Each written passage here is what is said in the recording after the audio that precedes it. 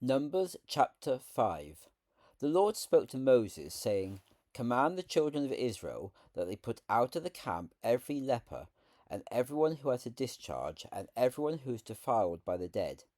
Both male and female you shall put out.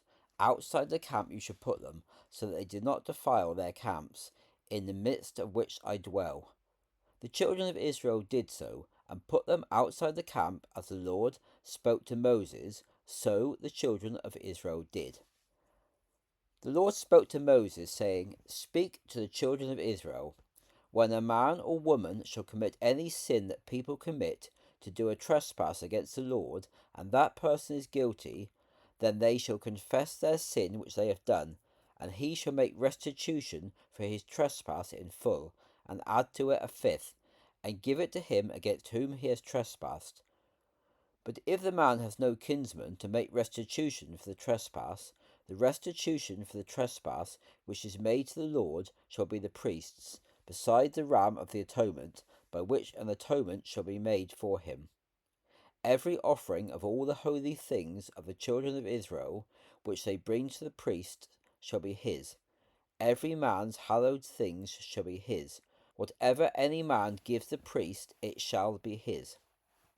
The Lord spoke to Moses, saying, Speak to the children of Israel, and say to them, If any man's wife goes astray, and acts unfaithfully against him, and a man lies with her carnally, and it is hidden from the eyes of her husband, and it is concealed, though she has defiled herself, and there is no witness against her, nor was she caught in the act, and the spirit of jealousy comes upon him, and he is jealous of his wife, and she is defiled.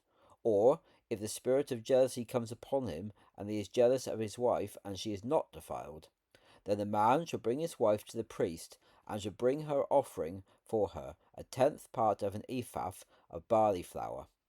He shall pour no oil on it, nor put frankincense on it, for it is a grain offering of jealousy, a grain offering of memorial, bringing iniquity to remembrance. The priest shall bring her near, and set her before the Lord. The priest shall take holy water in an earthen vessel, and the priest shall take some of the dust that is on the floor of the tabernacle, and put it into the water. The priest shall set the woman before the Lord, and uncover the woman's head, and put the offering of memorial in her hands, which is the grain offering of jealousy, and the priest shall have in his hand the bitter water that causes the curse. The priest shall charge her by an oath, and say to the woman, If no man has lain with you, and if you have not gone astray to uncleanness with another instead of your husband, be free from this bitter water that causes the curse. But if you have gone astray to another instead of your husband, and if you are defiled, and some man has lain with you besides your husband, then the priest shall charge the woman with the oath of cursing, and the priest shall say to the woman, The Lord make you a curse and an oath among your people, when the Lord makes your thigh rot and your belly swell.